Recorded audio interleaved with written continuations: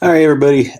There's absolutely no notice on this. I didn't even post it on Twitter, and it's just because, folks, I don't have a complete live stream tonight. So I just wanted to update people because I know they're used to me doing them pretty close to this time, if not within a couple hours from now, just so that you don't anticipate that there will be one tonight.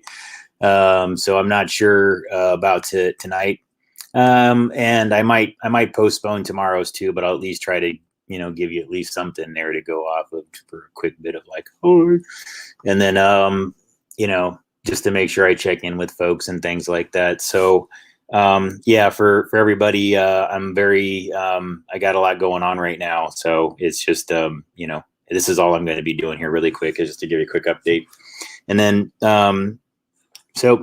there's really not much to say. There's nothing bad or anything else like that, but I'm just I have just sometimes you have more things going on than not and everything like that, and you have to make time to take care of personal things is all. Again, no tragedies, everything's moving in a positive direction. So good in a busy way. All right. So I thought tonight I would just as a and maybe as a funny thing to do, because I've been watching a lot of the Burt Reynolds and like the Cannonball Run series and things like that. And I thought that it would be an appropriate thing to do, just to do a quick song for everybody, because I've been practicing this one on my own, and I really enjoy doing it because it hits those low notes. It's a Jerry Reed song, and even though I was never really much of a country western person, it's a really it's infectious after you watch it for a long time. Like you watch this at Smokey and the Bandit and Cannonball Run, but Smokey and the Bandit in particular, Jerry Reed is like his sidekick that he does all the semi driving, and then Burt Reynolds drives the Trans Am. And the whole time the movie plays, it's a Jerry Reed song in the background, So I thought that would be kind of a funny thing to do here. Since I normally do karaoke, it's in a separate thing or whatever. I'm just going to do a quick thing here tonight so you can see it. All right. And I'm probably going to end it here tonight, guys, ladies and gentlemen. That's going to be it. So, hope you enjoy it and everything else like that. It's the best that I've got for now.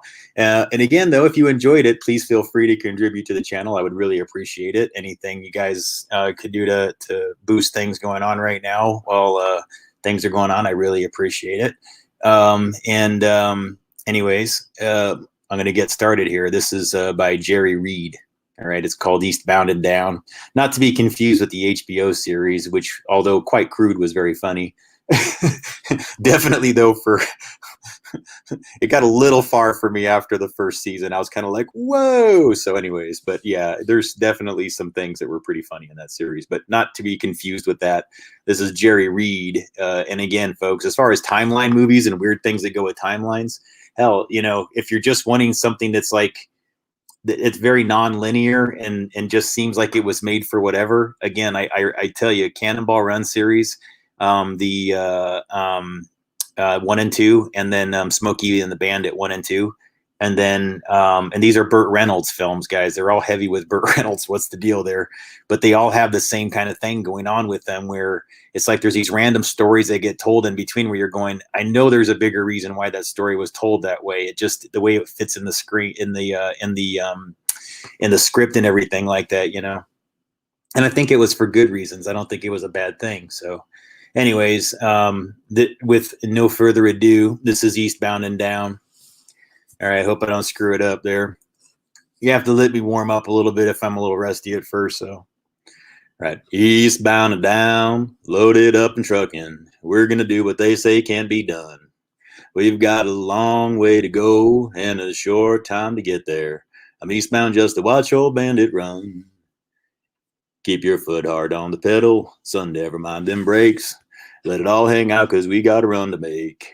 The boys are thirsty in Atlanta, and there's beer in Texarkana, and we're bringing it back no matter what it takes. Eastbound and down, loaded up and trucking. We're going to do what they say can be done. We've got a long way to go and a short time to get there. I'm eastbound just to watch old bandit run.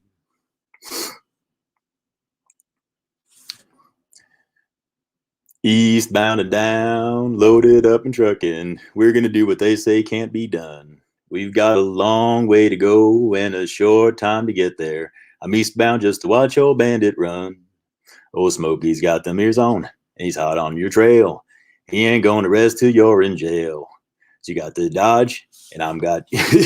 So you got to dodge, and you got to duck them. I think they screwed that up, guys. You got to keep that diesel trucking. Just put that hammer down and give it hell. Eastbound and down, loaded up and trucking. We're gonna do what they say can't be done. We've got a long way to go and a short time to get there. I'm eastbound just to watch old bandit run. All right.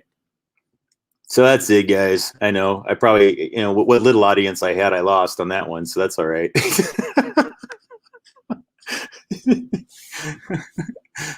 Anyways. But thank you, everybody. Thank you, Tanisa. I appreciate the applause and everything like that. It's very nice of you. That's all I really got, folks. Just wanted to update you and let you know everything's going good. And then I would say also something I forgot from yesterday is I kept on talking about Strange Brew, and then that would take me in a million different topics. Probably because I was practicing my Max von Sydow impression all day. Max von Sydow. Anybody know Max von Sydow? He has a very distinct voice, so when he always had that big mustache most of the time in his movies. Really tall, kind of Norwegian looking guy. I'm not sure actually what is Max von Sydow. What kind of name is that? I'd have to look it up. But yeah, he played the evil Ming in Flash Gordon and things like that, But his voice is very distinctive, and he's in Strange Brew as the villain also. Level 5. So I was practicing it while I was watching Strange Brew. But the thing I forgot to talk about Strange Brew, I'm probably gonna end with this, okay, guys? Really, it's your clues. So again, the other one is if you're looking for entertaining things, right? Strange Brew also has this kind of way of communicating how I really feel like it was a timeline thing, guys, because the whole plot line of the movie is the McKenzie brothers. They try to cheat their way into getting free beer by going down to the brewery and pretending that they had a mouse in a bottle. It's from an old joke they did on SCTV. And then they wind up working there and then getting caught up in this plot where they're using mental patients from the next door institute. And then they're bringing them into the brewery and using them part-time as workers, and then they're whatever. And the whole point is to expose them to a chemical, by having them in the hospital and in the brewery, that when they drink it, that it makes them get entrained to sound frequencies. And so all they have to do is play certain music, and then the players that are in the white hockey costumes will attack the ones in the black hockey costumes. I thought it was really an interesting plot line for a silly 80s comedy, to have something that both involves, chemical entrainment of the brain, and then how the brain would respond to a series of frequencies to get one side to see the other side as an enemy instantly, which is what they were testing inside the film Strange Brew. The plan of which was, once they established that it absolutely works every single time, that they were going to release it into an Oktoberfest, beer supply and get everybody dun dun dun and control the world and everything using signals and frequencies and tones. Anyways, it's a strange plot line inside a movie, and I thought you guys might find it interesting. Strange Brew from the 80s. It has the McKenzie brothers, Rick Moranis and Dave Thomas are those guys. Kind of an interesting, thing if you're looking for something more involving that. I know, guys, not everybody's a fan of it, but that's okay. I mean, that's my thing. Kind of, it's part of what I talk about. Is the timeline thing. So.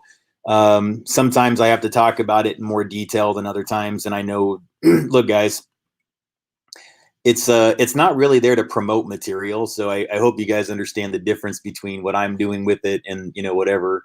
But I don't get a lot of criticism much lately. It's just that I'm conscious and aware that quite a few people are weary of that type of thing, So again, I'm never saying expose yourself to the material or anything like that. It's mostly just to say that there's sometimes useful metaphors within that material that might help you understand something better is all, And yeah, that's really all I have, folks. I do have a lot going on. I have to get done here and everything like that. So I just wanted to check in and say thank you to everybody. And again, if you like the song or whatever, you felt like throwing something in the tip jar, feel free. I would love that.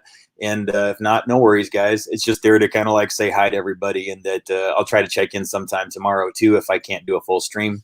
And thank you, everybody, and have a good night.